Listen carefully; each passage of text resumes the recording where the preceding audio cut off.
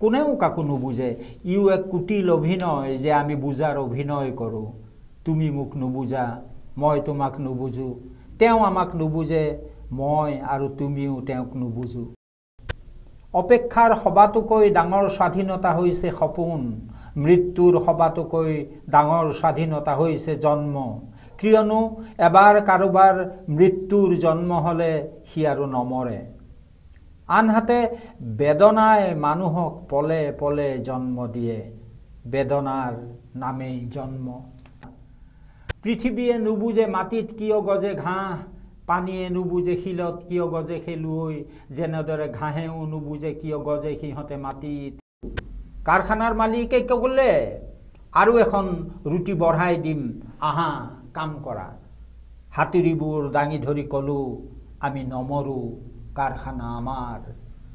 মহাজনে ক'লে খেতি কৰা সাৰ দিয়া শস্য বঢ়োৱা এইবাৰ আধিয়াৰ ৰেহাই দিম খাজানা কমাই দিম বহুবাৰ এনেদৰে কৈছিল আমি নুশুনিলো নেতাই ক'লে এইদৰে এই সময়ত খাবলৈ দাবী নকৰিবা ভৰাল উদং বিদেশী শত্ৰুক বাধা দিয়া জাতিৰ জীৱন ৰক্ষা কৰা বহুবাৰ ৰক্ষা কৰা হ'ল এইদৰে আমাৰ ভৰাল উদং কৰি সিহঁত পকা আপেলৰ দৰে হ'ল কাৰণ সিহঁতে এইদৰে কাৰখানাত ট্ৰেক্টৰৰ সলনি বন্দুক তৈয়াৰ কৰিলে ফ্ৰিজ তৈয়াৰ কৰিলে আণৱিক অস্ত্ৰ গঢ়িলে বিশেষ পাতনিৰ অৱতাৰণা নকৰাকৈ আমি কম শংকৰ শইকীয়া আৰু কম সাহিত্য ক্ষেত্ৰ শংকৰ শইকীয়া এই কথাখিনি কোৱাৰ লগে লগে আমাৰ কবি সমাজৰ সাহিত্য সমাজৰ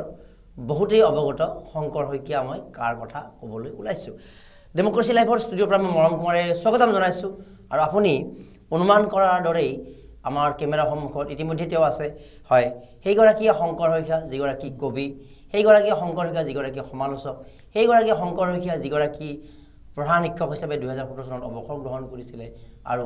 অসমৰ কবি সমাজৰ বাবে তেওঁ এগৰাকী পৰিচিত কবি আৰু এগৰাকী গল্পকাৰো আৰু আজি আমাৰ গ্ৰন্থ ৰোমন্থন অনুষ্ঠানত তেওঁৰ সাহিত্যৰ ৰোমন্থন হ'ব আমাৰ কবিতাৰ বিভিন্ন কথা হ'ব কবিতা পাঠ শুনিম আৰু আমি শংকৰদাক স্বাগতম জনাইছোঁ নমস্কাৰ আপোনালোকৰ অনুষ্ঠানৰ সকলো আপোনালোকৰ উদ্যোক্তা আপোনালোক আৰু শ্ৰোতা মণ্ডলীক মই মোৰ পিনৰ পৰা আন্তৰিক অভিনন্দন নমস্কাৰ আৰু ধন্যবাদ জনাইছোঁ হয় আৰু আন অনুষ্ঠানত থকাৰ দৰে আমাৰ নিয়মীয়াকৈ লেখক সাংবাদিক ডিম্বেশ্বৰ দা আছে ডিম্বেশ্বৰদাকো আমি স্বাগতম জনাইছোঁ ডিম্বেশ্বৰৰ হাতত প্ৰশ্ন আছে আমি প্ৰথমতে যিহেতু আমাৰ গ্ৰন্থ ৰোমন্থন কাৰ্যসূচী শংকৰ শইকীয়াই বিগত সময়ছোৱাত কাব্য জগতৰ বাবে কোনখিনি অৱদান যোগাই আছে নিৰবিচ্ছিন্নভাৱে লাগি আছে ভাষাৰ শুদ্ধতাৰ কাৰণে আমি জানো কিন্তু মোৰ হাতত তেখেতৰ যিখিনি গ্ৰন্থ আছে আমি যদি এই গ্ৰন্থখিনি এটা ৰোমন্থন কৰিব পাৰোঁ আমি যদি আপোনাৰ এটা কবিতা এখন আপোনাৰ লগত আমি গ্ৰন্থ ৰোমন্থন কাৰ্যসূচীত ইতিপূৰ্বে উন্মোচিত হোৱা গ্ৰন্থবিলাকৰ আমি এটা ৰোমন্থন কৰোঁ আৰু আনো ৰাইজৰ মাজত এটা বিয়পাই দিয়াৰ সামান্য প্ৰয়াস কৰোঁ আৰু সেই অনুসৰি আজি আমাৰ শংকৰ শইকীয়াৰ কিতাপ তুমি মোক হত্যা কৰিলানে এইখন এখন কাব্য সংকলন আপোনাৰ হাতত আছে আশীৰ্বাদ মানুহ আৰু এইখন গল্প সংকলন মোৰ হাতত এখন সাধু কথা আছে নাছিৰুদ্দিন আফান্দিৰ সাধু অৰ্থাৎ সাধু কথাও লিখে সেইটো ভাল কথা আৰু দুখন কিতাপ অলপ ব্যতিক্ৰমী যিটো আকাৰৰ কোৱা হয় এই দুখন হ'ল মোৰ ফাঁচি হওক নামতেই বুজি পাইছে কি কবিতা ইয়াত থাকিব পাৰে এটা বিপ্লৱ বা তেনেকুৱা এটা প্ৰতিবাদ আৰু এখন আছে উপনিৱেশৰ কবিতা পোয়েট্ৰি ফ্ৰম কলনি 1998 এটা সম্পাদিত আৰু এই সম্পাদনাৰ লগতে তেওঁ জড়িত হৈ আছে আমি কথা যাম যেহেতু আপুনি কবি হিচাপে পৰিচিত আপোনাৰ কবিতাৰ অকণমান ৰসাস্বাদন কৰোঁ তো ইয়াৰ পৰা এটা কবিতা যিকোনো এটা কবিতা আপুনি প্ৰথম পাঠ কৰি আমি আগবাঢ়োঁ নেকি ৰেণ্ডমলি যিখন আহিছে হাতত আপোনাৰ আৰু য়েছ ইয়াত এটা কবিতা মই আপোনালোকক পঢ়ি দিব খুজিছোঁ এইটো কবিতা অকণমান দীঘল হ'ব ভাল পাব চাগে কোনো কথা নাই কবিতাটোৰ শিৰোনাম হ'ল হুইটমেন অনুপ আৰু প্ৰেম অকণমান ডাঙৰকৈ ক'ব স্বাধীনতাৰ কি যে বিশাল সংজ্ঞা হৃদয় আকাশ নদী সমুদ্ৰ পৰ্বত অৰণ্য বাঘৰ গৰ্জন ভেড়াৰ নিৰীহ আক্ৰোশ স্বাধীনতাৰ কোনো বন্দিত্ব নাই হাল তাল তমাল এজাৰ অকস্মাৎ পথভ্ৰষ্ট কোনো জোনাকী পৰুৱা কিংবা জাকৰ মাজত কাজিৰঙাৰ পৰা আঁতৰি অহা এটি হৰিণ পোৱালি, অথবা কাৰ্বি আংলঙৰ জাক জাক পখিলা,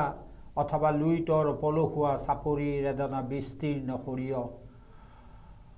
কোনো মানুহ নাই যে মানুহৰ বাবে মানুহে কান্দে, কোনো মানুহ নাই যে মানুহৰ বাবে মানুহে নাকান্দে। অপেক্ষাৰ সবাতোকৈ ডাঙৰ স্বাধীনতা হৈছে সপোন, মৃত্যুৰ সবাতোকৈ ডাঙৰ স্বাধীনতা হৈছে জন্ম, কিয়নো এবাৰ কাৰোবাৰ মৃত্যুৰ জন্ম হ'লে সি আৰু নমৰে। আনহাতে বেদনাই মানুহক পলে পলে জন্ম দিয়ে, বেদনাৰ নামেই জন্ম। যেনেদৰে মাতৃৰ জৰায়ুৰ প্ৰতিটো বেদনাত আমাৰ জন্ম হয়। নিয়তিয়ে কাৰো ভাগ্য নিয়ন্ত্ৰণ নকৰে, নিয়তি নিজেই অন্ধ। আচলতে আমি আমাৰ 10 আঙুলিৰে খেলো ভেলকি বাজিৰ খেল। হাৰ জিত বুলি কোনো কথা নাই, প্ৰতিটো হাৰেই জিত, প্ৰতিটো জিতেই হাৰ। প্ৰকৃত কথা হ'ল আমি আচলতে কি কৰোঁ সেইটোহে। চোৱা, দিগন্ত প্ৰসাৰিত পথাৰত উদঙীয়া গৰুবোৰে আপোন মনে ঘাঁহ খাইছে। চুমনিত পলুবোৰ চৰি ফুৰিছে, গৰাকী নোহোৱা কুকুৰহালে বনগুটিৰ মাজে মাজে চেকুৰি ফুৰিছে। নিতুল সমুদ্ৰ ফেনিল স্বপ্নাতুৰ গম্ভীৰ, মাথো সপোনত সগৰ্বে প্ৰথিত কৰোঁ উদ্ধত এতিয়াও নেদেখা আদিম গহ্বৰত এখামুচ জাতি। ক'তো প্ৰেম নাই, মাথো অনুভৱ, অনুভৱেৰে আমি জীৱনক প্ৰেমময় কৰোঁ। প্ৰেমৰ আন নাম স্বীকৃতি, স্বীকৃতিৰ আন নাম অনুভৱ। কোনেও কাকো নুবুজে, ইও এক কুটিল অভিনয় যে আমি বুজাৰ অভিনয় কৰোঁ। তুমি মোক নুবুজা, মই তোমাক নুবুজো, তেওঁ আমাক নুবুজে, মই আৰু তুমিও তেওঁক নুবুজো। পৃথিৱীৰ অভ্যন্তৰৰ পৰা নিগৰি অহা লাভা সিও পৃথিৱীক উপহাৰ দিয়ে শিল, অথচ আমি পৰস্পৰে পৰস্পৰক উপহাৰ দিওঁ চলনা। যিহেতু বুজা শব্দটোৱেই পংগু, তথাপিও সত্য থাকে তাৰেই মাজতে। এখন প্ৰস্ফুটিত স্বাধীন হৃদয়, দুটা মূৰ নোদোৱা গুৰুহা, বেঞ্জামিনে ডিঙি পাতি দিয়ে আজিও কাৰাগাৰত থাকে নেলছন। উইনিয়ে আজিও সজীৱ কৰি ৰাখে স্বামীৰ স্বাধীনতাৰ জংগী স্মৃতি, বুজিব আশা কৰা মিছা। পৃথিৱীয়ে নুবুজে মাটিত কিয় গজে ঘাঁহ, পানীয়ে নুবুজে শিলত কিয় গজে খেলুৱৈ। যেনেদৰে ঘাঁহেও নুবুজে কিয় গজে সিহঁতে মাটিত, খেলুৱৈয়ে নুবুজে কিয় জীয়ে সিহঁতে পানীত নিষ্ফল। চোৱা, আচলতে ভাই সকলোৰেই একোটা সীমা থাকে, যেনেদৰে সংগীতৰ ৰাগ ৭টা। কাৰো পৰাই নথকাটো আশা কৰিব নালাগে, নহ'লে দুখে তোমাক বাৰে বাৰে ক'ব বিচৰা আৰু দুখ পোৱা। সপোন দেখিব নজনাজনৰ পৰা কিয় সপোন আশা কৰা? সাৰে থাকিব নিবিচৰাজনকো নজগাবা, নহ'লে দুখ পাবা কাললৈ। ৰঙা বেলিটোৱে জানো তোমাক উপহাৰ দিব পাৰে আন্ধাৰ? সপোনৰ বাবে আন্ধাৰ, জীৱনৰ বাবে আন্ধাৰ। চৰাইটো অসুখী কাৰণ বতাহ স্বাধীন, বতাহ অসুখী কাৰণ সমুদ্ৰ স্বাধীন। নিশ্চয়কৈ প্ৰেমে নিজেই বুজি পাব লাগিব যে তেওঁ প্ৰেম। প্ৰেমৰ এটা কৰ্তব্য আছে, দায়িত্ব আছে। প্ৰেমৰ কৰ্তব্য, প্ৰেমৰ দায়িত্ব। ফৰকাল আকাশত নীলা ৰহন সনা অথবা তৰাৰ বুটা বচা, প্ৰেমৰ জন্ম জীয়াই থকাৰ বাবে সকলো হেৰাই যোৱাৰ পিছতো যি নেহেৰায়। যেনেদৰে পৃথিৱীৰ পৰা আন্তৰ্জাতিক সীমাবোৰ মচি পেলোৱাৰ পিছতো পৃথিৱীত মাতি থাকিব দিগন্তৰ দৰে, কিয়নো কাৰো স্বাধীনতা নেহেৰায়, কাহানিও নেহেৰায় প্ৰেম কাৰো, প্ৰেম চিৰ আয়ুষ্মান। শেষেই হ'ল নেকি? এইটো শেষ হ'ল। এনেকুৱা লাগিছে আৰু আপুনি পঢ়ি থাকক। এতিয়া আমি ৰয়দাৰ প্ৰশ্ন কৰিবলৈ যোৱাৰ পূৰ্বে আপোনাৰ এই কবিতাটোৰ পৰাই যদি কবিতা সম্পৰ্কীয় কথা অকণমান আলোচনা কৰোঁ, আপোনালোকক বা আৰু 2-4জনক অসমৰ কবিতাৰ জগতখন আমি বিশেষজ্ঞ হিচাপে দৃষ্টিৰে চাওঁ, কাৰণ দীৰ্ঘদিন ধৰি কবিতা চৰ্চা কৰি কৰি কৰি এনেকুৱা এটা পৰ্যায়ত উপনীত হৈছে য'ৰ পৰা আপোনাৰ কলমত মগজু প্ৰসূত সেই কবিতাবোৰে তাৰ শ্ৰেষ্ঠতাৰ যিটো সপোন পূৰ্ণ কৰে আমি আপোনালোকৰ কলমত। এতিয়া এই কবিতাটোৰ জৰিয়তে কি কি বুজাব বিচাৰিছে ইতিমধ্যে আমাৰ পাঠকেও অৱগত হৈছে। মই এটা অলপ ভিতৰুৱা কথা এটা সুধিব বিচাৰিছোঁ। যেতিয়া এটা কবিতা লিখি থকা হয়, কিমান সময়ত লিখিছে, কেইদিন লাগিছে, এইটো এটা বেলেগ বিষয়। যে প্ৰথম লাইনটো শাৰীটো লিখাৰ পিছত পৰৱৰ্তী শাৰীবোৰ কথাবোৰ লগ লগাই কবিতা হ'ব লাগিব, এই কবিতা লিখি থকা মুহূৰ্তৰ শংকৰ শইকীয়াৰ মগজুৰ কথাখিনি অকণমান মাজে মুকলি কৰিব লাগে। এইটো কথা ক'ব লাগিলে মোৰ আচলতে নৱকান্ত বৰুৱা ছাৰৰ কথা মনত পৰে। তেখেতৰ মোৰ আৰু পৃথিৱীৰ যিখন কাব্য সংকলন, সেইখনৰ তেওঁ পাতনিত লিখিছিলে ছাৰে যে এটা কবিতা যেতিয়া লিখি থকা যায় তেতিয়া এনেকুৱা লাগে যেন এটা গভীৰ খনিৰ মাজত সোমাই আছোঁ, এটা শ্বাসৰুদ্ধকৰ এটা পৰিৱেশ, এটা নিজৰ যিটো অৱস্থা সেইটো নিজেই এটা অনুসন্ধানৰ পিনে গৈ আছোঁ, কিন্তু নিজৰ অস্তিত্বটো সম্পূৰ্ণ পাহৰি যোৱা যায়। ঠিক তেনেকুৱা নিজক সেই সময়ত নিজৰ অস্তিত্বটো নাথাকে, এটা মানে কি বুলি ক'ম, এটা উপঙি থকা নিচিনা এটা অৱস্থা, সেই নিজৰ অস্তিত্বটো নাথাকে, প্ৰেক্ষাপটটো পাহৰি সেই পৰিৱেশত সোমাই যাব লাগিব, বেলেগ জগতৰ মাজত সোমাই যোৱা যায়। সেই জগতখন চকুৰ আগত থাকে, মই তাৰ মাজত সোমাই আছোঁ, এইখন পৃথিৱীত নাই। আৰু সেই পৰিৱেশটো এনেকুৱা হয় যে সেই সময়ত যদি ভূমিকম্প আহিছে, কাষত যদি সাংঘাতিক শব্দও হৈছে, ক'ৰবাত সেই শব্দবিলাক সেই চৌপাশৰ কথাবিলাকো আওকাণ হৈ যাব। কেতিয়াবা হয়, সকলোৰে নহয়, আমি আৰু সাংসাৰিক মানুহ, আমাৰ চব কথাই লাগি থাকে। হয়তো শ্ৰীমতীয়ে আহি গ'লে চাউল আনিব লাগে, আমি আকৌ বেগখন লৈ কবিতাটো আধাতে এৰি আমি আকৌ গুচিও যাওঁ, তেনেকুৱাও হয়। নামটো হুইটমেন অনুপ আৰু প্ৰেম কিয়? এইটো হ'ল কি, হুইটমেন এগৰাকী বিখ্যাত কবি। একজেক্টলি। তেখেতৰ কবিতা সংকলনখন মই যেতিয়া পঢ়িছোঁ, তাৰ ভিতৰত যেতিয়া মই গৈছিলোঁ, তাৰ কিছু কথাই মোৰ মনত মানে আলোড়ন তুলিছিল। মানুহৰ জীৱন সম্পৰ্কে, সত্তা সম্পৰ্কে, উপলব্ধি সম্পৰ্কে, জগত সম্পৰ্কে তেখেতৰ যিখিনি কথা আছিল। আৰু অনুপ আছিল, অনুপ ফুকন মোৰ বন্ধু, বাস্তৱ চৰিত্ৰ। তেওঁৰ তাত মই সেই কিতাপখন পঢ়িছোঁ। তেওঁ টিংখঙত, পিছত MLA হ'ল তেওঁ, আমি MLA আছিল অনুপ ফুকন। তেওঁ মোৰ বন্ধু, অন্তৰংগ টিংখং কলেজৰ ইংৰাজী অধ্যাপক আছিল। আমি একেলগে সন্মিলিত যুৱ মৰ্চাৰ নামৰ সংগঠন বহুদিন ধৰি কৰিছোঁ। তেতিয়া তেওঁৰ তাত মই যাওঁতে এই কিতাপখন মোৰ তেওঁৰ তাত পঢ়িবলৈ পালোঁ। পঢ়ি মই অভিভূত হ'লোঁ। আৰু তেতিয়া তেওঁৰ পৰা মই যিহেতু পালোঁ এই অনুভৱটো, তেওঁক মই সমৰ্পণ কৰা উচিত, মোৰ এনেকুৱা যেন লাগে। তেওঁৰ নাথাকিলে মইতো পঢ়িব নাপালোঁহেঁতেন। গতিকে তেওঁৰ প্ৰতি মোৰ এটা কৃতজ্ঞতা এটা মই জনাব বিচাৰোঁ কবিতাৰ জৰিয়তে। আৰু সেই গোটেই কথাটো ইয়াত প্ৰেমটো বিভিন্ন ক্ষেত্ৰত মই দেখিছোঁ। মানুহৰ প্ৰেম, জগতৰ প্ৰতি প্ৰেম, জীৱনৰ প্ৰতি প্ৰেম, প্ৰকৃতিৰ প্ৰতি প্ৰেম। প্ৰেমটো এটা বিশাল বস্তু। আমি ভাবি থাকোঁ, আমাৰ সাধাৰণতে ভাৱ হয় প্ৰেম মানে পুৰুষ নাৰীৰ প্ৰেম। নহয়, এইটো একদম ভুল কথা। মোৰ মাকো মই ভাল পাওঁ, মোৰ দেউতাক মই ভাল পাওঁ, পৰিয়ালক ভাল পাওঁ, বন্ধুক ভাল পাওঁ, আপোনালোকক ভাল পাওঁ কাৰণে এইটো আহিছোঁ, নহ'লে নাহিলোঁ। কবিতাক ভাল পাই কাৰণে আজি ইমান কষ্ট কৰি আছে আহিছোঁ, তেনেকুৱা কথা। আচ্ছা, আৰু এটা কথা, ছাপ'জ এটা পেৰেগ্ৰাফৰ পিছত আৰু এটা পেৰেগ্ৰাফ আহিব, যেনেকৈ বেদনাই মানুহক পলে পলে জন্ম দিয়ে, বেদনা নামেই জন্ম, বেদনা বুকুত জন্ম। এই কথাৰ পিছত আৰু বেলেগ এটা কথা আহিল, নিয়তিয়ে কাৰো ভাগ্য নিয়ন্ত্ৰণ নকৰে। মই আৰু এই কথাটো অলপ ভিতৰলৈকে যাব বিচাৰিছোঁ। যিটো অৰ্থ বুজাব বিচাৰিছে, সেই অৰ্থটো বুজাবলৈ যাওঁতে এই যে বিভিন্ন কথাবিলাক আহি আহি লিখিব লাগিব, এই কথাবিলাক কবিগৰাকীৰ মনলৈ অহাটো কেনেকৈ সম্ভৱ হয়? অধ্যয়নৰ জৰিয়তে নে বেলেগ কবিতা পঢ়াৰ জৰিয়তে? অভিজ্ঞতাটো থাকে ন মানুহৰ জীৱনত, অধ্যয়নো এটা অভিজ্ঞতা। সেইও এখন জগত। আপুনি এখন কিতাপ পঢ়িছে, সেই এখন জগত। সেইটো আপুনি পঢ়াৰ পিছত সেইটো আপোনাৰ অভিজ্ঞতা হিচাপে আপোনাৰ ভিতৰলৈ আহে। আপুনি চাৰিওফাল দেখিছে,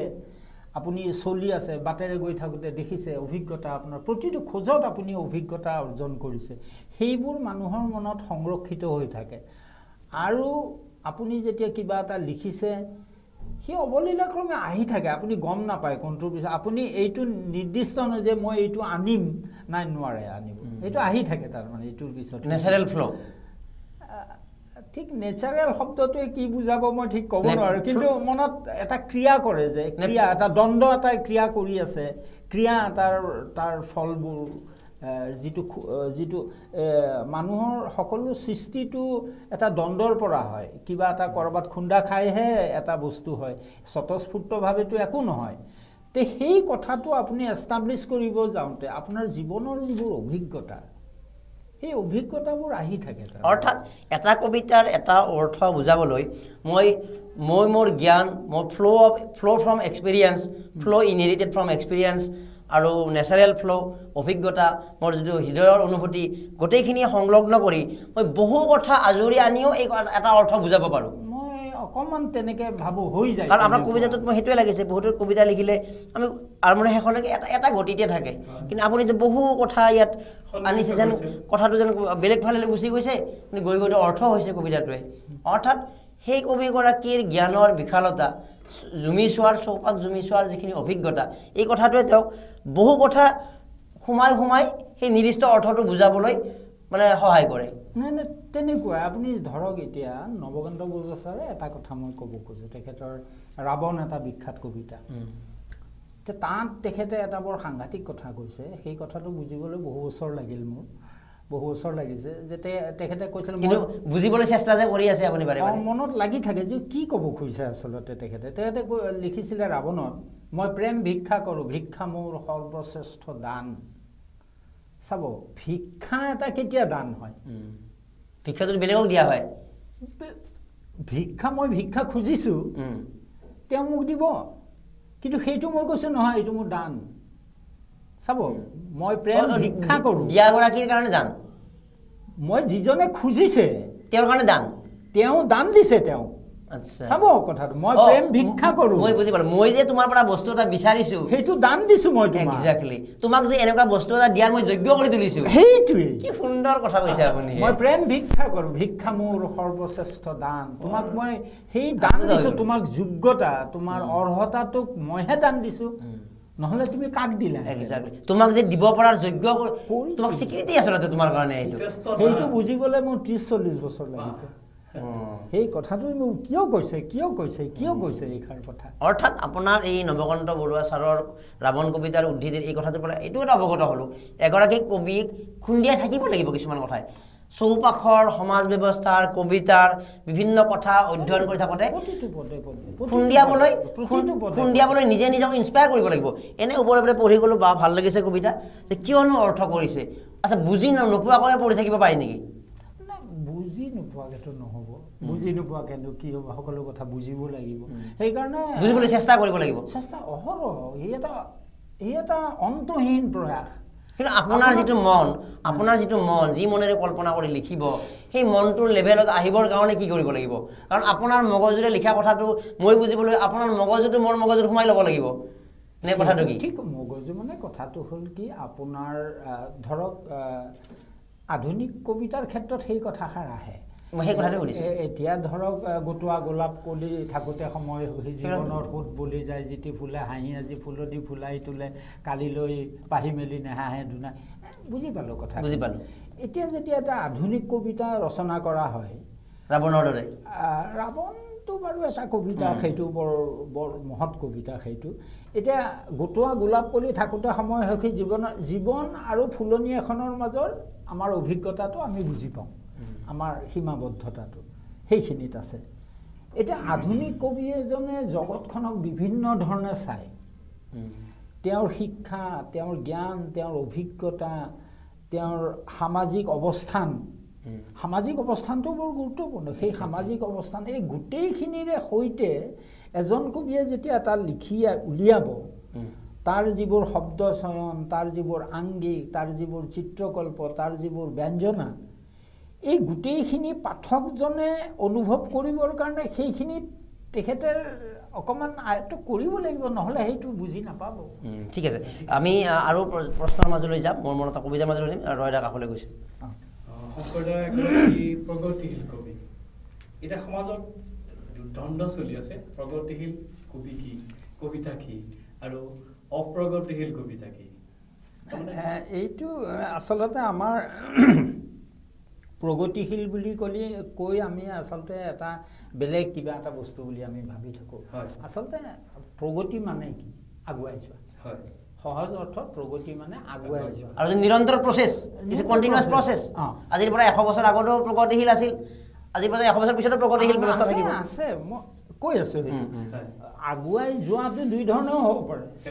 পিছুৱাটো এক ধৰণৰ আগুৱাব হ'ব পাৰে মই যদি উভতি ইফালে যাওঁ পিছুৱাই যাওঁ সেইটোতো আগুৱাই যোৱা কিন্তু আমি কোনফালে জনকল্যাণৰ ফালে আগুৱাই যাম নে জনকল্যাণৰ বিপৰীতে আগুৱাই যাম তাতে আছে প্ৰগতিশীলতাৰ কথাটো এতিয়া আপুনি এটা কথা চাওক প্ৰগতিশীল আজিহে কবিহে প্ৰগতিশীল এনেকুৱা কথাটো মই বৰ বিশ্বাস নকৰোঁ ৰামায়ণৰ কথাটো আপোনালোকে যদি চায় তেতিয়াহ'লে দেখা পাব কোৱা হয় আৰু ৰামায়ণ লিখোঁতে বাল্মীকিয়ে কংস চৰাই এহালি উমলি থকা দেখিলে মৈথুনৰত কংস চৰাইক ব্যাধৰ হৰে তাৰে এটা হত্যা কৰিলে তেতিয়া বাল্মীকিৰ মনেৰে ওলাল বুলি কোৱা হয় মা নিষাদ প্ৰতিষ্ঠাং তমকম সৰস্বতী সমাজত ক্ৰঞ্চ মিথুনাদেহ কামবধিত কাম মোহিতম তাত সেই শ্লোকটোত ব্যাধৰ বিৰুদ্ধে তেখেতে কৈছে সেইটো এটা প্ৰতিবাদৰ কবিতা প্ৰতিবাদ তাৰমানে পৃথিৱীৰ প্ৰথম কবিতাটো প্ৰতিবাদৰ কবিতা যদি মা নিষাদটো প্ৰথম কবিতা বুলি আমি ধৰি লওঁ তেতিয়াহ'লে প্ৰথম কবিতাটোই প্ৰতিবাদৰ কবিতা মহাকাব্যখন ৰাৱণৰ নিচিনা অশুভ শক্তিৰ বিৰুদ্ধে ৰামৰ বিজয় সেইটো বিতৰ্ক বহুত আছে সেইবোৰ বেলেগ কথা কিন্তু সেইটো এটা প্ৰতিবাদ এটা সত্য আৰু ন্যায় প্ৰতিষ্ঠাৰ কাৰণে সেইখন লিখা হৈছিল মহাভাৰতৰ যুদ্ধ এটা প্ৰতিবাদ মহাভাৰতখন সংস্কৃতিৰ যুদ্ধ ভাল কথা আমাৰ মহাপুৰুষ শ্ৰীমন্ত শংকৰদেৱে বৰগীতত যেতিয়া কয় শুন শুন ৰে সুৰ বৈৰে প্ৰমাণা নিশাচৰ নাশ নিদানা নিশাচৰক নাশ কৰিব লাগে গুৰুজনাই কৈছে তেতিয়া এইবোৰ প্ৰগতিশীল নহয় নেকি সেইবোৰতো প্ৰগতিশীল কবিতা তে প্ৰগতিশীল কবিতা আজিহে কোনোবাই লিখিছে ঠিক এই কথাষাৰ নহয় কিন্তু সাহিত্যৰ ধাৰা যেতিয়া সমালোচকসকলে এটা সৃষ্টি কৰে তেতিয়া কিছুমান সেইবোৰ হ'ল ধৰ্মীয় সাহিত্য বৈষ্ণৱ সাহিত্য এনেকৈ সাহিত্যবোৰক ভাগ কৰি দ্বিতীয় বিশ্বযুদ্ধৰ পিছত যিবোৰ কবিতাৰ সৃষ্টি হ'ল সমসাময়িক ঘটনা প্ৰবাহক কেন্দ্ৰ কৰি আৰু আটাইতকৈ প্ৰগতিশীলতাৰ লগত এটা কথা জড়িত হৈ আছে সেইটো হ'ল মাৰ্ক্সীয় দৰ্শনে যেতিয়া সমাজত প্ৰভাৱ পেলালে সেইটো আদৰ্শেৰে সমাজৰ শ্ৰমজীৱী জনসাধাৰণৰ মুক্তিৰ কাৰণে সাধাৰণ নিষ্পেষিত পদদলিত মানুহৰ মুক্তিৰ কাৰণে যেতিয়া লিখা হয় তেতিয়া সেইবোৰ প্ৰগতিশীল বুলি কোৱা হয় আপুনি এতিয়া হেৰিত যদি চাই দেখে ৰামায়ণ মহাভাৰতত সাধাৰণ মানুহৰ মুক্তিৰ কথা কিন্তু তাত নাই তাতে সামন্তীয় ৰজা মহাৰাজাৰ পাৰিবাৰিক কথাবোৰহে আছে তাত কিন্তু যুদ্ধ কৰা অজস্ৰ হাজাৰ হাজাৰ সেনানী আছিল সৈনিক আছিল এই কথাটো মই আপোনালোকক এটা কথা কওঁ আমাৰ অমূল্য বৰুৱাই বৰ ধুনীয়াকৈ কৈছে অমূল্য বৰুৱাই ধুনীয়াকৈ কৈছে তেখেতটো আমাৰ প্ৰগতিশীল কবিতাৰ এজন পুৰোধা তেখেতে জয়ন্তীত আপোনাৰ কমলনাৰায়ণ দেৱ চক্ৰেশ্বৰ ভট্টাচাৰ্য ভৱানন্দ দত্ত সেইটোৱে আমাৰ প্ৰগতিশীলতাৰ ধাৰাটো আনা বুলি কয় ধীৰেন দত্ত তাৰ পৰৱৰ্তী তেখেতে এটা বৰ সুন্দৰ কথা কৈছে চাব তোমাৰ সপোন শুভ্ৰ তাজত তাজমহল তোমাৰ সপোন শুভ্ৰ তাজত মই যদি চেকা হানো তুমি আঘাত পাবা নেকি তেওঁৰ বন্ধুলে এখন চিঠি লিখিছিল পদুম বৰুৱালৈ সেই চিঠিখনত তেখেতে কৈছে কথাটো তুমি যদি তাক শ্বাহজাহানৰ প্ৰেমৰ অমৰ কীৰ্তি বুলিব খোজা মই বুলিম অসীম গৰ্ব শ্বাহজাহানৰ গৰ্বহে সেইটো প্ৰেমৰ কীৰ্তি নহয় বুলি হেৰিয়ে কৈছে এই কথাষাৰ হেমবৰুৱাই কৈছে হেমবৰুৱাই তেখেতৰ এটা কবিতাত কৈছে যে শ্বাহজাহানৰ অমৰ কীৰ্তি বুলি কৈছে সেই যে শ্ৰমিক যি সেই 20,000 শ্ৰমিকে যে যুদ্ধ কৰি সেইখিনি কৰিছিল সেই শ্ৰমিকৰ কথা ক'ত আছে যিজন অভিযন্তাই তাৰ সেইটো নিৰ্মাণৰ মূল ভূমিকা লৈছিল তেওঁৰ চকু দুটা যেতিয়া উলিয়াই দিয়া হ'ল তেওঁৰ কথা ক'ত আছে আমি শ্বাহজাহান তাজমহল কৰি আছো সেই কথাষাৰ ইয়াতে কৈছে মানুহৰ ভ্ৰমাত্মক দৃষ্টিক সি মোহ লগাব পাৰে কিন্তু সত্য নহয় সত্য তাৰ বিৰাট কবিতাটো তাৰ শুভ্ৰতাখিনি বুকুত লীন হৈ থকা অসংখ্য জীৱনৰ ব্যৰ্থতাবোৰ তেওঁ আছিল কেৱল অভিলাষ কেৱল অজস্ৰ মণিমুক্তাৰ ভঁৰাল সুউচ্চ প্ৰাসাদৰ তলৰ ফুলনি বাৰীখনৰ শিল্পী ৰায় চাহেব নহয় মালিটোহে এজন ৰায় চাহেব জমিদাৰ বিৰাট ধনী মানুহৰ তেওঁৰ ফুলনিখনত অমুকৰ ফুলনি বুলি আমি কওঁ ফুলনিখন কৰিছে কোনে সেই মালিজন যিজনে দিনে ৰাতি খুচৰি কৰিছে তেওঁৰ কথা এইটোৱেই প্ৰগতিশীলতা সেই মালিজনৰ কথাও যিয়ে চিন্তা কৰে যিবোৰ কবিতাত সেয়ে প্ৰগতিশীল সেই প্ৰগতিশীল কবিতা। আচ্ছা, আপোনাৰ ইতিমধ্যে ভালেকেইটা কবিতা লিখিছে, ভালেকেইখন গ্ৰন্থ লিখিছে। আমি তেখেতৰ পৰা আকৌ এটা ভাল কবিতা শুনিম বুলি আশা কৰিছোঁ। মই প্ৰগতিশীলতাৰ কথাটো যিহেতু ওলাইছে, মই ভাবোঁ প্ৰগতিশীল অৱনী চক্ৰৱৰ্তী অসমৰ এগৰাকী বিশিষ্ট নিৰুদ্দিষ্ট প্ৰগতিশীল কবি, বৰ্তমান সময়ৰ লগত খাপ খোৱা এটা তেওঁৰ বৰ বিখ্যাত কবিতা আছে, যিটো জৰুৰীকালীন অৱস্থাত তেখেতে লিখিছিল। এইটো এটা বৰ ঐতিহাসিক কথা। সেই কবিতাটো বৰ্তমান প্ৰেক্ষাপটতো বোধহয় মোৰ প্ৰাসংগিক যেন লাগে। আপুনি চাব, কবিতাটোৰ শিৰোনাম হাতত তুলি লোৱা। মই মনে মনে থকাটোৱে সিহঁতে বিচাৰে, ময়ো বিচাৰোঁ শান্তিত থাকোঁ, মুকলি মনে ফুৰোঁ আৰু গান গাওঁ। মনে মনে আছিলোঁ, এদিন পিছে সিহঁতেই মোক ৰাজপথলৈ মাতি আনিলে। কিন্তু কেনেকৈ মই আজি থিয় হ'লোঁ তোমাৰ লগত। এদিন সিহঁতে মোৰ চোতালৰ ধানবোৰ তুলি নিলে, এদিন সিহঁতে মোক জোৰ কৰি কিনি নিলে, এদিন সিহঁতে মোক হাতত হাতুৰি দি ক'লে কাম কৰ আৰু কথামতে চল। এদিন সিহঁতে মোৰ সকলো কাঢ়ি লৈ ৰাজপথত মেলি দি ক'লে ভিক্ষা কৰ আৰু ঈশ্বৰক গালি পাৰ। মই ঘৰ এৰিলোঁ, পথাৰ এৰিলোঁ, কাৰখানাত সোমালোঁ, খনিৰ গাঁতত সোমালোঁ, মই কামানৰ আগত সিহঁতৰ বাবে বুকু পাতি দিলোঁ। এনেকৈ চলি আছিল। কিন্তু এনেকৈ চলি নাথাকিল। মোৰ ভনীজনী সিহঁতৰ হাতত ধৰ্ষিতা হ'ল, মোৰ ভাইটো সিহঁতৰ শৌকাৰ কোবত মৰিল, মোৰ গাঁওখন মহাজনৰ চোতালত উচন গ'ল। এদিন সকলো উঠি আহিল, যেতিয়া পথাৰৰ সোণবোৰ হাতীৰে গছকালে, হাবিৰ মাজত বান্ধি লোৱা পঁজাবোৰ জ্বলাই দিলে, কাৰখানাবোৰ তলাবন্ধ কৰিলে, আমি সকলোবোৰ নিহত উঠি আহিলোঁ। শ্মশানৰখীয়ে বাৰে বাৰে বাৰণ কৰিলে, আমি নুশুনিলোঁ। কাৰখানাৰ মালিকে ক'লে আৰু এখন ৰুটি বঢ়াই দিম, আহা কাম কৰা। হাতুৰিবোৰ দাঙি ধৰি ক'লোঁ আমি নমৰোঁ, কাৰখানা আমাৰ। মহাজনে ক'লে খেতি কৰা, সাৰ দিয়া, শস্য বঢ়োৱা, এইবাৰ আধিয়াৰ ৰেহাই দিম, খাজানা কমাই দিম। বহুবাৰ এনেদৰে কৈছিল, আমি নুশুনিলোঁ, মাটি আমাৰ। নেতাই ক'লে এইদৰে এই সময়ত খাবলৈ দাবী নকৰিবা, ভঁৰাল উদং, বিদেশী শত্ৰুক বাধা দিয়া, জাতিৰ জীৱন ৰক্ষা কৰা। বহুবাৰ ৰক্ষা কৰা হ'ল। এইদৰে আমাৰ ভঁৰাল উদং কৰি সিহঁত পকা আপেলৰ দৰে হ'ল। কাৰণ সিহঁতে এইদৰে কাৰখানাত ট্ৰেক্টৰৰ সলনি বন্দুক তৈয়াৰ কৰিলে, ফ্ৰিজ তৈয়াৰ কৰিলে, আণৱিক অস্ত্ৰ গঢ়িলে। শান্তি প্ৰতিষ্ঠাৰ নামত সিহঁতে জুইত পুৰিছে আমাক, আমি মনে মনে আছিলোঁ। কিন্তু সিহঁতে জ্বলোৱা জুয়ে আমাক জ্বলাই মাৰিছে। মোৰ ডাক্তৰ ভাইটোৰ নাৰী ভুৰু সিহঁতে বেইনেটেৰে উলিয়াই নিছে, কাৰণ সি পইচা নোলোৱাকৈ ৰোগ নিৰাময় কৰি ঘৰে ঘৰে ঔষধ বিলাই ফুৰিছিল।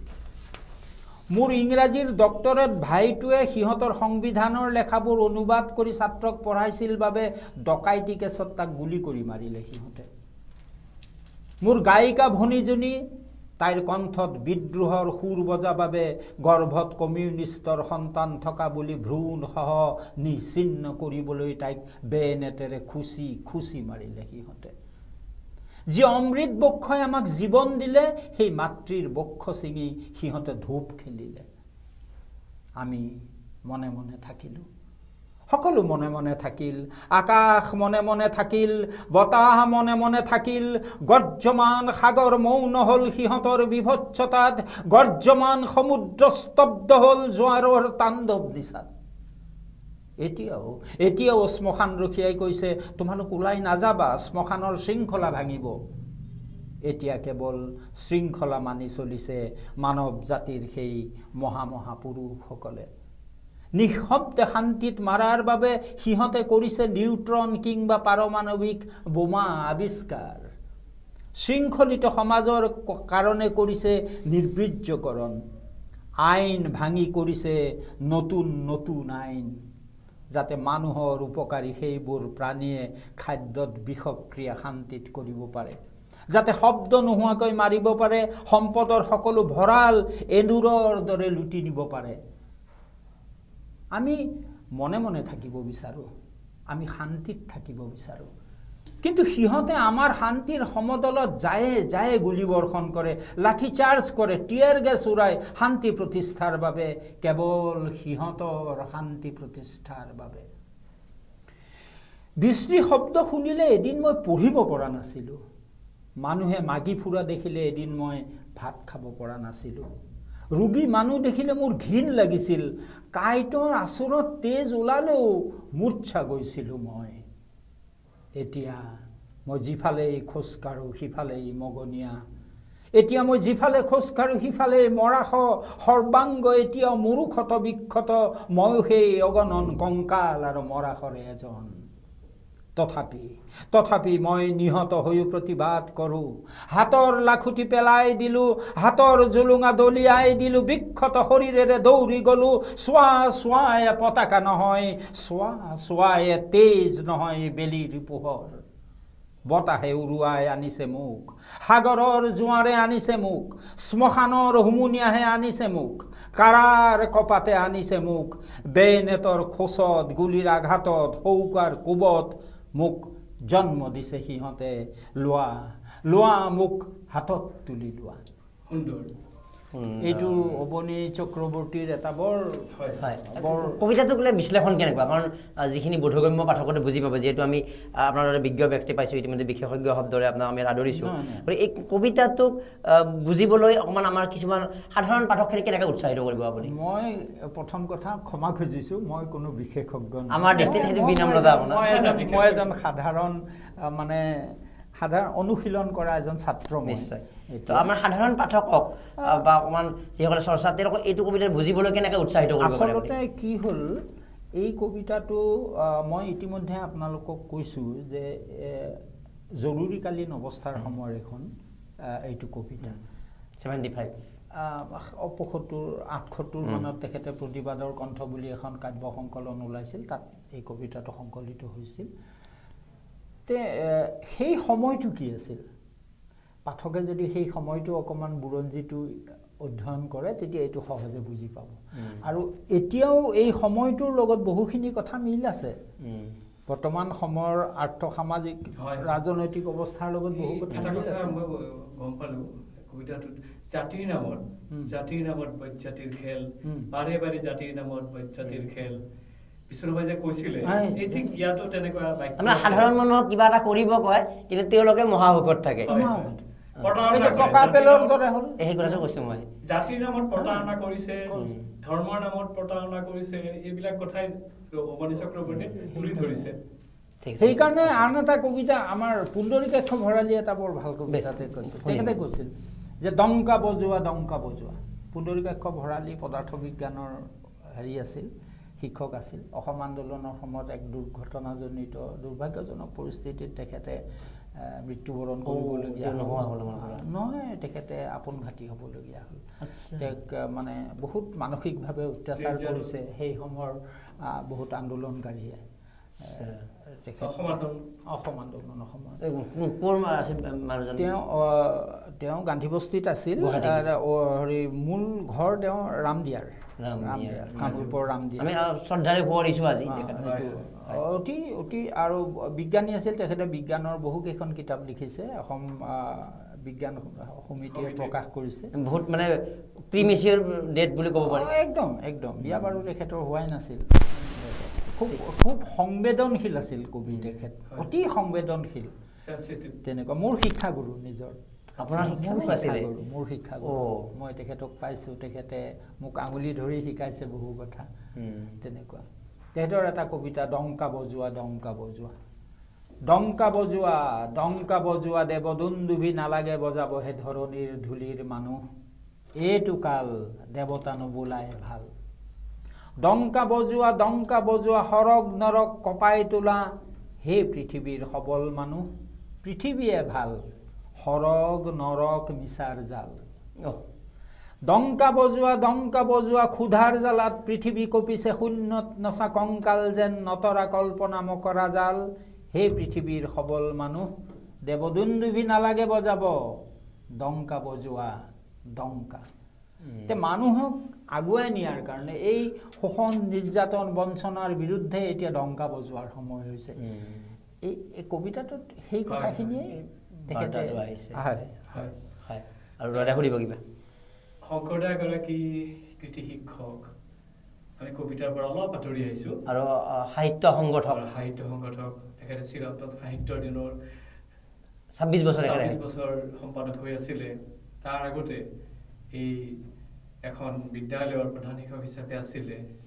শিক্ষা তেখেতৰ জীৱনৰ অংগ এই শিক্ষা বৰ্তমান ব্যৱস্থাত আমাৰ শিক্ষা ব্যৱস্থাই কেনেকুৱা গতি কৰিছে অলপ ক'লে ভাল পাম শিক্ষা ব্যৱস্থা শেহতীয়াভাৱে এটা কথা ক'লেই বোধহয় বুজিবলৈ সহজ হ'ব শিক্ষা ব্যৱস্থাটো কেনেকৈ গতি কৰিছে অসম বৰ ভাল উদাহৰণ নিউ এডুকেশ্যন পলিচি নতুন শিক্ষানীতি ৰাষ্ট্ৰীয় শিক্ষানীতি নেশ্যনেল এডুকেশ্যন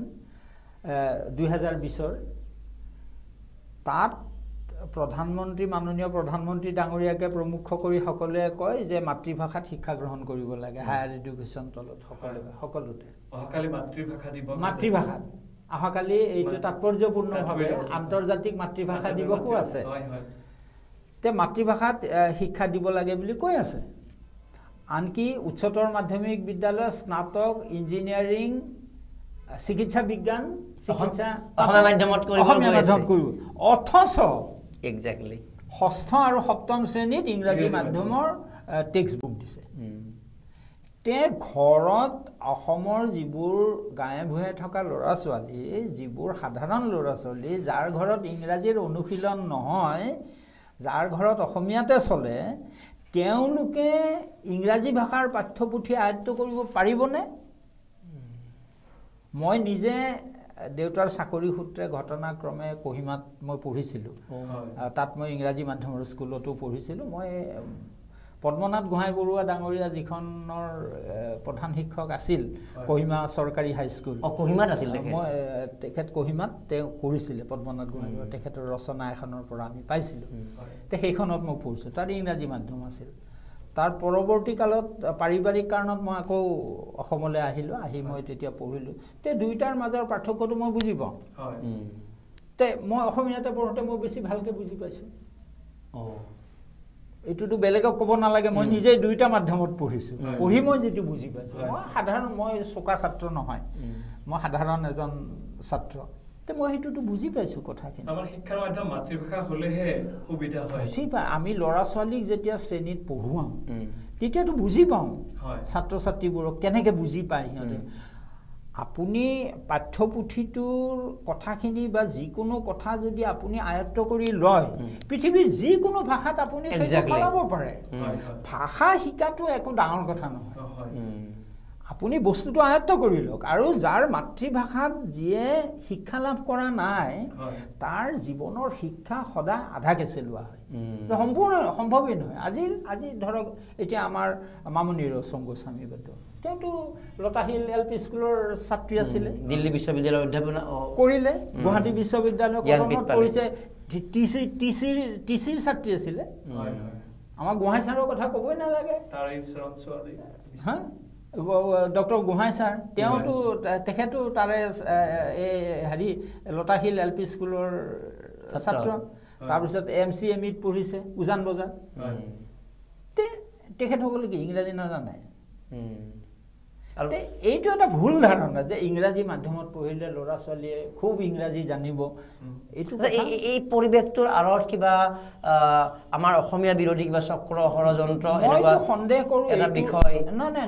ইংৰাজীকৰণৰ ব্যাপক এতিয়া ক'বলৈ বেয়া হয় আমাৰ এনেকুৱা ভাৱ হৈ গৈছে যে চৌপাশত ইয়াৰ ইংলিছ মিডিয়ামত পঢ়াব তাৰ ইংলিছ আমিও ইংলিছ মিডিয়ামতে পঢ়াব লাগিব মানুহৰ মানসিকতা তেনেকুৱা এটা গঢ়ি উঠিছে সন্মুখত যিটো বিজ্ঞাপন হৈ থাকিব সেইমতে কিছু প্ৰলোভিত হয় বিজ্ঞাপনে মানুহক প্ৰলোভিত কৰে বিজ্ঞাপন মানে স্কুলবিলাক হোৱাৰ লগে স্কুলখন বিজ্ঞাপন ইনষ্টিটিউচন ইটছেলফে এডভাৰটাইজমেণ্ট এইটো বিজ্ঞাপন মানুহ প্ৰলোভিত তাত হ'লে মোৰ ল'ৰা ছোৱালী ভাল হ'ব নেকি অভিভাৱকে স্বাভাৱিকতে বিচাৰিব ভাল হ'ব নেকি বিচাৰিব এতিয়া ঘটনাটো হ'ল কি আপুনি যিটো কথা কৈছে যে এইটো এটা কিবা অভিসন্ধি আছে নেকি স্বাভাৱিকতে অভিসন্ধি আছে আৰু আপুনি চাব যে ভাষাৰ বিকাশ বজাৰৰ মাধ্যমেৰে হয় ভাষা এটা বজাৰৰ মাধ্যমেৰে হেৰিও হয় চলাচল হয় প্ৰচলিত হৈ যায় এতিয়া আপুনি এটা কথা চাব যে অসমীয়া বজাৰত অসমীয়াতকৈ আমাৰ গুৱাহাটীতে চালে দেখিব হিন্দী বেছিকৈ প্ৰচলন হয় আৰু অথচ হিন্দী ৰাষ্ট্ৰভাষা নহয় কিন্তু এইটো আমাৰ জনা মানুহে সকলোৱে জানে তে হিন্দী ৰাষ্ট্ৰভাষা বুলি ভিতৰুৱাকৈ এটা চলাই নি টিভিয়ে চিভিয়ে চব এনেকৈ এটা পৰিৱেশ সৃষ্টি কৰা হৈছে যে হিন্দীটো ফলস্বৰূপে কি হৈছে অৰুণাচলৰ নিচিনা চাত য'ত অসমীয়া চলিছিল তাত অসমীয়া নাইকিয়া হৈ গ'ল হিন্দী প্ৰচলন হৈছে আমাৰ অসমতো সৌসিদিনা হেৰি কোনোৱে কৈছে যে হিন্দী ইয়াত যথোপযুক্তভাৱে হেৰি হোৱা নাই আনকি আমাৰ মাননীয় মুখ্যমন্ত্ৰী ডাঙৰীয়াই নিৰ্বাচনী ভাষণ দিবলৈ যাওঁতে হিন্দীত ভাষণ দিছে অসমতে দিব তে কি আচলতে কথাটো আমি সেয়া প্ৰতিপন্ন কৰা হৈছে চৰকাৰখনে সেইটো বুক ডাঠি ক'বই লাগিছিল অসমত হেৰি হ'ব আৰু যাতে হিন্দী ইংৰাজী এইবিলাকৰ প্ৰয়োভৰ বেছি হ'লে যাতে কথাটো এইটোৱে কাৰণ এটা ভাষাই আচলতে মানুহক একত্ৰ হোৱাত জাতীয় চেতনা জাগ্ৰত হোৱাত আদান প্ৰদানত সহায় কৰে যাতে অসমীয়া জাতিৰ যিটো জানে তেওঁলোকৰ বিজ্ঞ মানুহ আছে একতা আছে সেই একতাটো ভাঙিবলৈ হ'লে প্ৰথম ভাষাটো ভাঙিব লাগিব ভাষাটো হত্যা কৰিব কাৰণে এটা সৰু উদাহৰণ দিছোঁ এতিয়া দেখা পাব এতিয়া মানে গুৱাহাটী মহানগৰীত আমি বেলেগ ঠাইতো দেখিছোঁ হয়তো অকণমান আমাৰ বিষয়টোৰ লগত নিমিলিব পাৰে চকুত পৰিব আপোনাৰো এই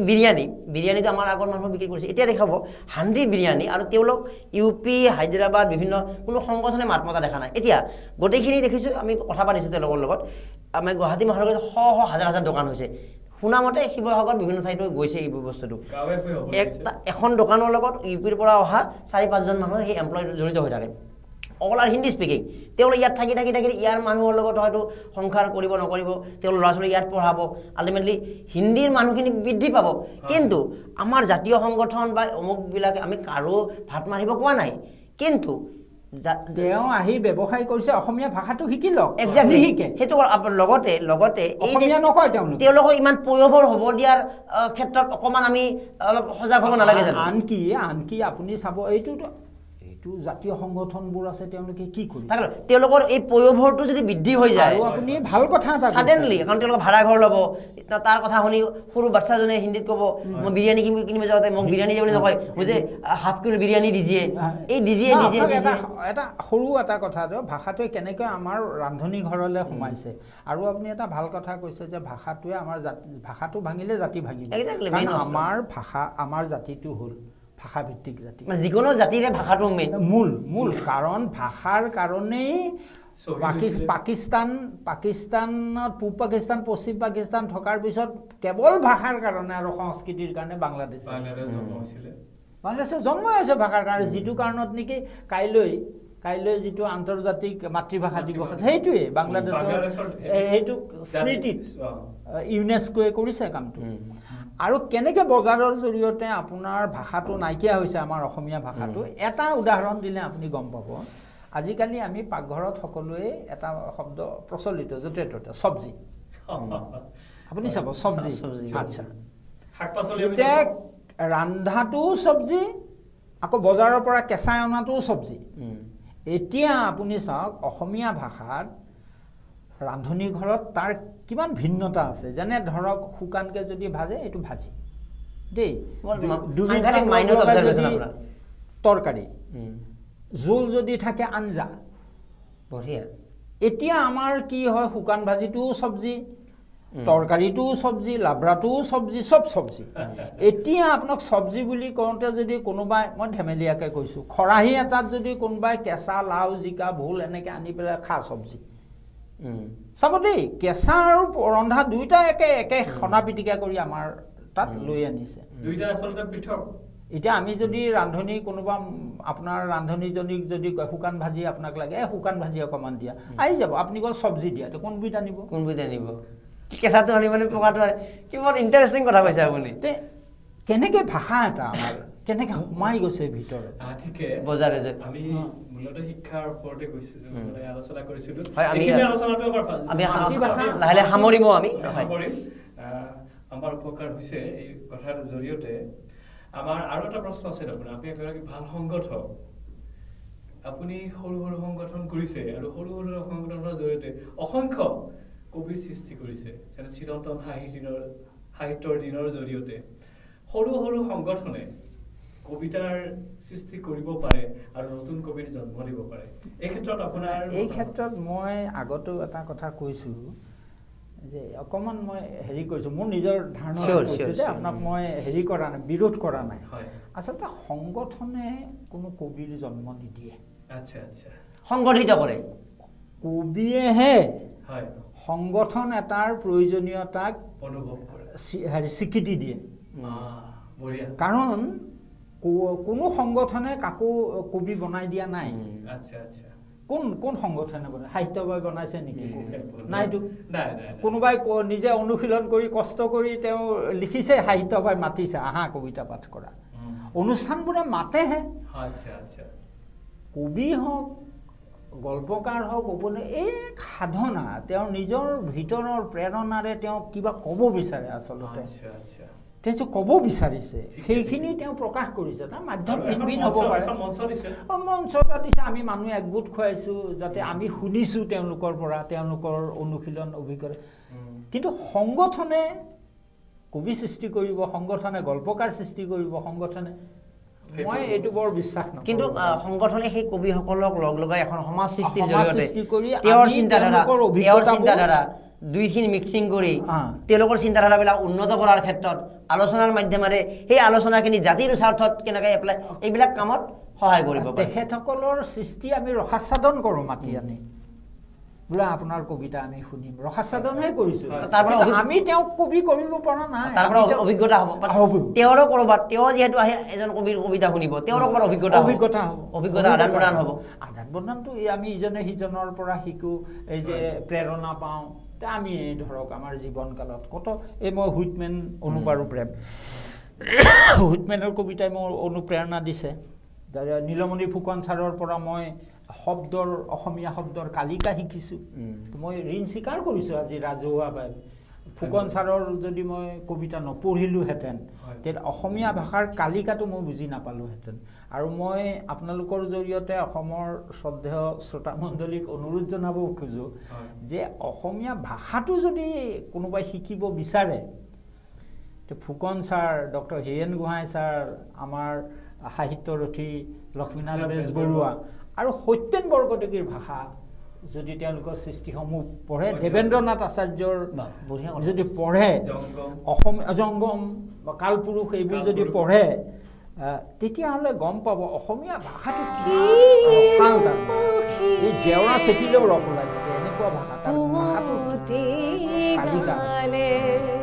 গতিকে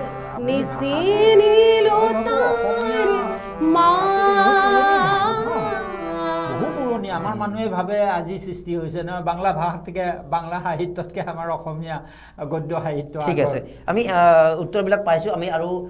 এনেকুৱা ব্যক্তিৰ সৈতে প্ৰত্যেকটো কথাত ইমান মাইনত অবজাৰভেশ্যন আছে মই মুকলৈকে কৈছোঁ মানে আপুনি ইমান এটা সুন্দৰভাৱে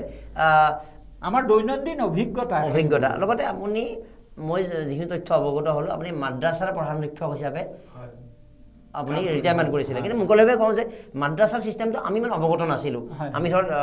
আমাৰ শেহতীয়া পদ্ধতিবিলাকত বুলডোজাৰ মাদ্ৰাছা ভাঙি দিয়া এইবিলাক কথা শুনি থাকোঁ মানে মাদ্ৰাছাত আমাৰ হিন্দু সম্প্ৰদায়ৰ শিক্ষক হিন্দু সম্প্ৰদায়ৰ ছাত্ৰ থাকে বা মাদ্ৰাছাৰ আৰু কিবা বেলেগ কিবা কথা আছে নেকি আমি যিটো দেখি থাকোঁ শুনি থাকোঁ নাই এতিয়া আপোনাৰ মোৰ যদি ভুল হোৱা নাই উজনি অসমত বোধহয় মোৰ ঠিক মনত পেলাব পৰা নাই হেৰি প্ৰাক্তন তৰুণ গগৈ ডাঙৰীয়াই বোধহয় মাদ্ৰাছাত পঢ়িছিল বোধ হয় তাৰমানে বহুতেই পঢ়ে আৰু মাদ্ৰাছা আচলতে তিনি ধৰণৰ মই এইটো বাৰু ঠিক মই নিশ্চিত নহয় কাৰণে কোৱাটো অলপ গণ্ডগোল হ'ব মাদ্ৰাছা তিনি ধৰণৰ দেই আমি মাদ্ৰাছা মানে চব একাকাৰ কৰি দিওঁ এটা হ'ল জেনেৰেল মাদ্ৰাছা আনটো হ'ল ছিনিয়ৰ মাদ্ৰাছা তাৰপিছত হ'ল খাৰেজী মাদ্ৰাছা জেনেৰেল মাদ্ৰাছাবোৰৰ যিবোৰ পাঠ্যক্ৰম সেইবোৰ সেৱাই নিৰূপিত কৰে আচ্ছা আৰু গোটেই একেবাৰে 10ম শ্ৰেণীৰ মেট্ৰিকৰ যিটো কোৰ্স কাৰিকুলাম একেই আৰু তাৰে টিচাৰ ষ্টুডেণ্ট হিন্দু মুছলমান তেনেকুৱা কোনো কথা নাই কোনো কথা নাই কেৱল মাদ্ৰাছাত হয় কি গণিত বিজ্ঞান ইংৰাজী এইবোৰ গোটেইবোৰ থাকে সমাজ বিজ্ঞান এইবোৰ গোটেইবোৰ থাকে কেৱল জেনেৰেল মাদ্ৰাছাৰ কথা কৈছোঁ দেই য'ত মই আছিলোঁ তাৰমানে আৰু এটা কথা কওঁ যে জেনেৰেল মাদ্ৰাছাৰ যিজন বিদ্যালয়ৰ মুৰব্বী তেওঁক সুপাৰিনটেণ্ডেণ্ট বুলি কয় অধীক্ষক বুলি নহয় অধীক্ষক তে তাত কি হয় এডভান্সৰ নিচিনা যিটো হেৰি আছে মেথমেটিক্স বা তেনেকুৱা ধৰণৰ ঐচ্ছিক যিটো বিষয় আছে ঐচ্ছিক বিষয়ৰ সলনি বাধ্যতামূলকভাৱে এৰাবিক লিটাৰেচাৰ আৰবী সাহিত্যটো থাকে আৰু অসমীয়া 100 নম্বৰৰ প্ৰশ্নৰ সলনি 50 নম্বৰ অসমীয়া মাতৃভাষা আৰু 50 নম্বৰ ফেকা আৰু আকাইদ বুলি এটা বিষয় থাকে হিন্দু সম্প্ৰদায়ৰ ষ্টুডেণ্ট এজনো আৰবিকটো মানে পঢ়িব লাগিব এটা ভাষা এটা হিন্দী যেনেকৈ পঢ়ে ইংৰাজী এটা ভাষা আৰু সেইটো আৰু ছিনিয়ৰ মাদ্ৰাছাবোৰত হয় কি আৰবীটো মূল বা ধৰ্মীয় শিক্ষাটো মূল তাৰে লগতে তাত ইংৰাজী গণিত সমাজ বিজ্ঞান এইবোৰো থাকে কিন্তু খাৰেজী মাদ্ৰাছা যিবোৰ আছে সেইবোৰত সম্পূৰ্ণৰূপে ধৰ্মীয় শিক্ষা আমাৰ এই টুলবোৰত যেনেকৈ দিয়ে সংস্কৃত শিক্ষা টুল যিবোৰ আছে তেনেকুৱা ধৰণৰ এই তিনি ধৰণৰ মাদ্ৰাছা ঠিক আছে বুজি পালোঁ আমি সামৰিম হয়তো কবিতাৰে সামৰিম কিবা আপোনাৰ প্ৰশ্ন আৰু মানে প্ৰশ্নটো আছিলে যে গভীৰ ভাষাৰ চৰ্চা অবিহনে কাব্য নিৰ্মাণ কৰিব পাৰি নেকি আপুনি যদি ভাষাটো নাজানে কথা ক'ব পাৰিব নেকি কথা এটা ক'বলৈ হ'লে ভাষাটো মানে উপযুক্ত ভাৱ প্ৰকাশ কৰিবৰ কাৰণে উপযুক্ত শব্দটো লাগিব ভাষা অনুশীলন নহ'লে বা যিকোনো ক্ষেত্ৰতে মানে ভাষা নোহোৱাকৈ কথা ক'ব পাৰিব ইফাল কৰি হিন্দী নাজানাকৈ আমি কিবা কিবি কওঁ কিবা কিবি নিচিনা হ'ব কিন্তু এইটো এটা কিবা ভাষা জানিলোঁ যেনে মই আপোনাক ভাল পাওঁ এইটো ক'বলৈ মই আপোনাক ভাল পাওঁ এইটো কথা ক'বৰ কাৰণেতো এই শব্দকেইটা জানিব লাগিব যদি মই নাজানোৱেই তো উপযুক্তভাৱে মই প্ৰকাশ কৰিব পাৰিম তেওঁৰ প্ৰশ্নটোৰ অৰ্থ হয়তো আৰু এইটোও আছিল যে অতি উত্তমভাৱে জনাৰ যিটো কথাটো ভাষা শিক্ষা লাগিব ভাষা লাগিব তাৰ ভাষা জ্ঞান সম্পূৰ্ণ ভাষা জ্ঞানটো লাগিব ভাষা জ্ঞানটো কেনেকৈ আহে অধ্যয়নৰ জৰিয়তে নিশ্চয় অধ্যয়ন গ্ৰামাৰ পঢ়িব লাগিব নেকি নহয় আপুনি দেশ বিদেশৰ সাহিত্য আপুনি ব্যাকৰণো পঢ়িব লাগিব অভিধানো চাব লাগিব আপুনি সেইটো চাব লাগিব নহয় এটা শব্দ বিশেষয় হয় নে বিশেষণেই হয় সেইটো যদি আমি নাজানো মিনিমাম নলেজখিনি লাগিব জানিবই লাগিবই নহ'লে আপুনি উপযুক্তভাৱে এটা শব্দ এটা বাক্য আপোনাৰ মনৰ ভাৱটো ভাষাটো নজনাকৈ আপুনি প্ৰকাশ কেনেদৰে কৰিব আপোনাৰ মনৰ ভাৱটো প্ৰকাশ কৰিব লাগিব ভাষাবিদ হোৱাটো সকলোৰে বাবে সম্ভৱ নহয় ভাষাবিদ হৈ কবিতা লিখিব হয়তো সকলোৰে বাবে সম্ভৱ ভাষাবিদ হ'লে কবিতা লিখিব এনেকুৱা কথা নহয় কবিতা এগৰাকী কবি লিখিলে কবিতাটো লিখিলে এতিয়া সেই কবিতাৰ ক্ষেত্ৰত সম্পাদনা কৰবাৰ ক্ষেত্ৰত অসুবিধা আছে বুলি বহুতে কয় গল্পৰ ক্ষেত্ৰত কিন্তু কেঁচি চলাব পাৰে কবিতা সম্পাদিত হ'ব পাৰে নে নোৱাৰে যদি সেই ৰাইটাৰগৰাকীৰ অনুমতি থাকে বা তেনেকুৱা নে তেওঁ যি লিখিছে সেইটোৱে আমি কবিতা বুলি ধৰি ল'ব লাগিব মোৰ কবিতা আচলতে লোকে সম্পাদনা বোধহয় কৰিব নোৱাৰে মই এটা ঘটনা এটা কৈছোঁ না মই শুনিছিলোঁ কথাটো লৰ্কা ফ্ৰেডৰিকো গাৰ্চিয়া লৰ্কা স্পেইনৰ বিখ্যাত কবি তেখেতে এটা কবিতা লিখিছিলে বৰ দীঘল বোলে দেই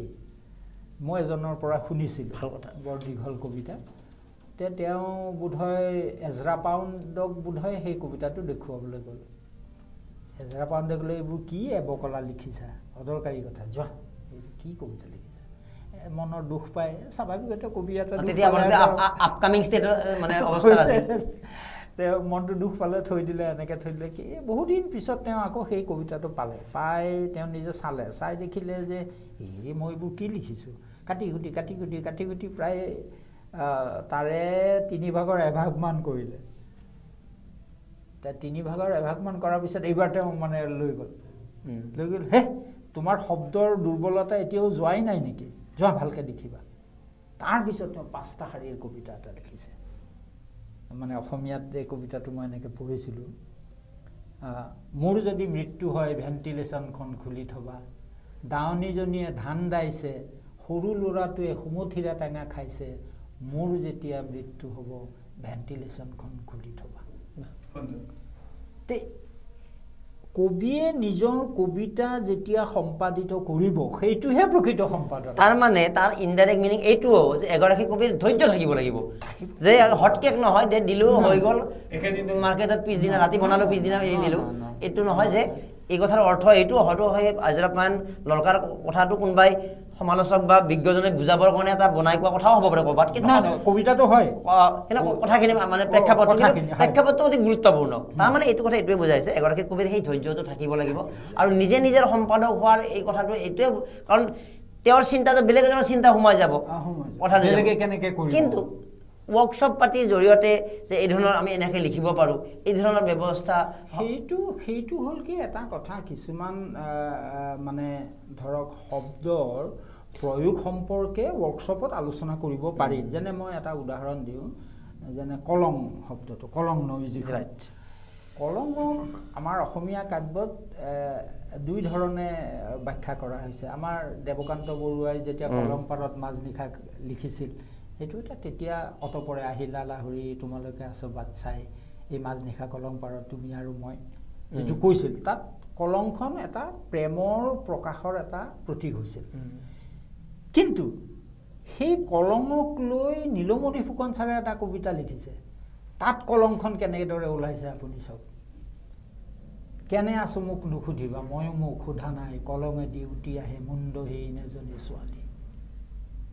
কলং পাৰত মাজনিশা প্ৰেমিক প্ৰেমিকাই বহিছে আৰু কলঙেদি উটি আহে মুণ্ডহীন এজনী ছোৱালী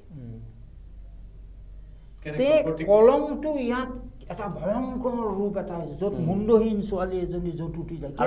সময়কো বুজাইছে যে কাৰণ এতিয়া এনেকুৱা হৈছে যে নদীৰে মৃতদেহ বৈ অহা পৰিস্থিতি হৈছে প্ৰেমৰ সেইটো নাই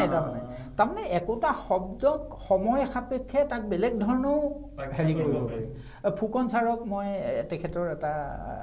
সাক্ষাৎকাৰ লওঁতে আপোনাৰ বাকী প্ৰশ্নৰ কথা কওঁতে মই এটা আপোনাৰ প্ৰতি আৰু এটা বিশেষ মানে এট্ৰাকশ্যন হ'ল ইমান মনত কেনেকৈ থাকে আপোনাৰ কাৰণ কবিবিলাকৰ বহুতে মুখস্থই নাথাকে আপোনাৰতো একদম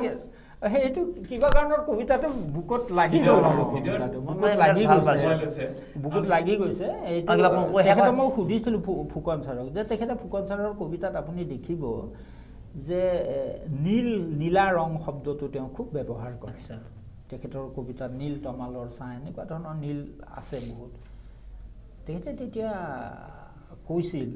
যে মই সুধিছিলোঁ আপুনি নীলাটো কিয় ব্যৱহাৰ কৰে তেতিয়া তেখেতে এটা কথা কৈছিলে যে প্ৰতিটো শব্দ নীলাটো প্ৰেম আৰু একে সময়তে বিদ্ৰোহৰো প্ৰতীক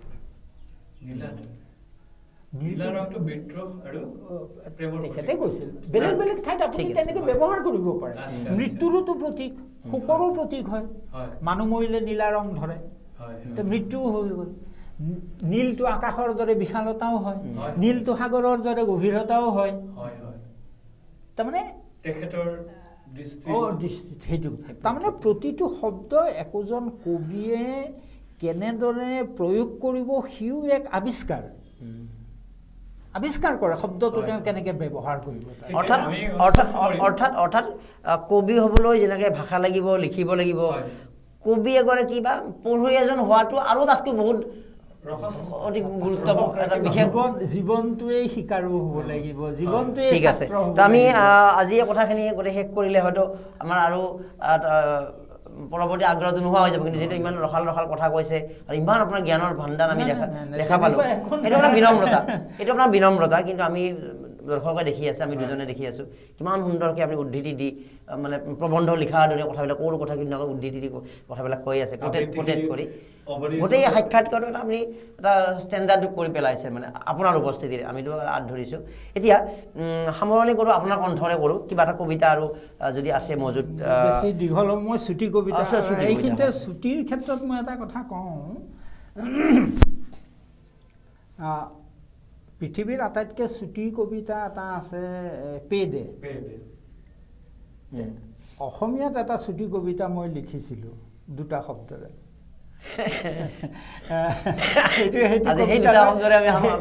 সেইটো কবিতাৰে মানে সেইটো কবিতালৈ যথেষ্ট সেই সময়ত প্ৰকাশ হোৱাৰ সময়ত যথেষ্ট বিতৰ্ক হৈছিল কবিতাটোৰ হ'ল মানুহ স্বাধীন এইটোৱে স্বাধীন শিৰোনামটো কি আছিলে হা শিৰোনামটো এইটোৱে মই শিৰোনাম দিয়া নাছিল এইটো কবিতা আছিল কবিতাটো মানে 20টা কবিতাৰ এখন সংকলন এই কবিতাটোৰ শিৰোনামটো থাকিব এটা শিৰোনাম মই তেনেকে দিয়া নাছিলো 20টা কবিতা আছিল 1 2 3 4 5 তেনেকে তাৰে এটা হ'ল এই দুটা শব্দৰে মানুহ স্বাধীন আৰু এই আগন্তুক সময়তো বিভিন্ন কথা আমি আজিয়ে বুজি পাইছো আপোনাৰ স্বাধীনতাৰ যিটো ডাইমেনশ্যন একটো হ'ল মানুহ মানুহক বাদ দিটো আৰু কবিতা নহয় কোনো সৃষ্টিয়েই নহয় মানুহক বাদ দি স্বাধীনতাৰটো ডাইমেনশ্যনটো আপুনি চাওক তাৰ যে কেনভাছখন কিমান ডাঙৰ হ'ব পাৰে মই সেই কথাখিনি ক'ব বিচাৰিছোঁ সুন্দৰ আৰু সেই স্বাধীনতাৰ কথাৰে আমি সেই ভাষাৰ স্বাধীনতা বা বিভিন্ন কথাৰ স্বাধীনতা আমাক লাগিব আৰু ভাষা আমি শিকিব লাগিব গতিকে আমি আশা কৰিম আজিৰ সাক্ষাৎকাৰটো কেৱল ডেম'ক্ৰেচি লাইভ বা আমাৰ শংকৰ ডাঙৰীয়াৰ প্ৰচাৰ বা কথাৰ কাৰণে নহয় আমি সঁচা অৰ্থত যে 10জনে কিবা এটা শিকক উপলব্ধি কৰক সেই উদ্দেশ্যৰে কৰিছোঁ গতিকে তেওঁ যিবোৰ কথা আজি বিভিন্ন উদ্ধৃতিৰ মাধ্যমেৰে কবিতাৰ মাধ্যমেৰে আমি সামান্য দিব চেষ্টা কৰিলোঁ অলপ যদি উপকাৰত আহে আৰু বিজ্ঞসকলে যিসকলে বুজি পাইছে কথাবোৰ তেওঁলোকে আৰু অধিক শ্বেয়াৰ কৰক আমাৰ খাতিৰত বা শংকৰদাৰ খাতিৰত নহয় যে সমাজৰ আৰু 10গৰাকী কবি বা ভাষাটোৰ স্বাৰ্থত এই যিবোৰ কথা কৈছে মূল্য কথা কৈছে গতিকে সেই কথাবিলাক বিয়পাই দিয়ক এইখিনিয়ে কামনা কৰিলোঁ শংকৰ শইকীয়া ডাঙৰীয়াক আমি ধন্যবাদ জ্ঞাপন কৰিলোঁ আপুনি দদৰাৰ পৰা মোক মাতিছে তাৰ কাৰণে মই কৃতজ্ঞ আপোনালোকৰ ওচৰত হয় আৰু আমি বিচাৰিছে একজেক্টলি বিজ্ঞ মানুহ আমি ভালেই পাওঁ আৰু বিজ্ঞ মানুহৰ কথা পাতি ভাল লাগে আমি